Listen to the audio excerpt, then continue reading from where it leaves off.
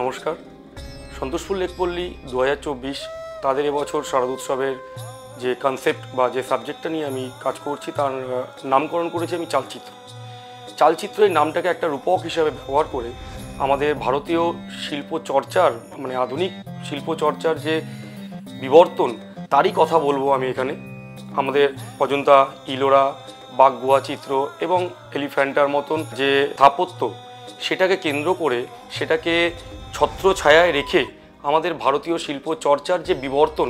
তারই কথা আমি বলতে চলেছি।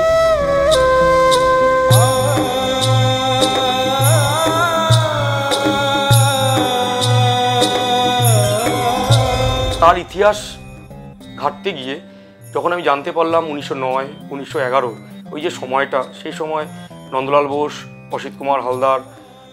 মুকুলদের মতন ভারতীয় আধুনিক শিল্পকলার যাদেরকে পথিকৃৎ বলা হয় তারা যখন অজন্তা ভিজিট করছেন, বাগগুহা চিত্র তারা দেখতে যাচ্ছেন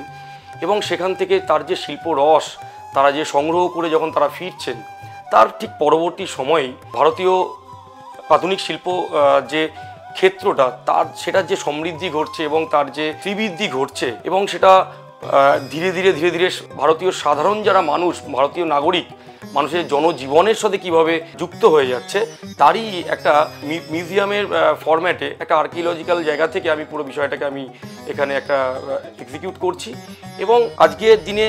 এই পোস্ট মডার্ন সময়ে দাঁড়িয়েও আজকে আমরা যারা এই পোস্ট মডার্ন পিরিয়ডে এসে যারা শিল্প চর্চা করছি,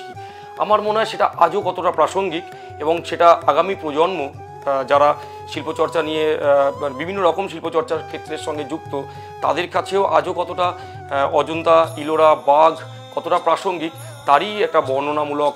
একটা কনস্ট্রাকশন আমি এখানে তৈরি করছি।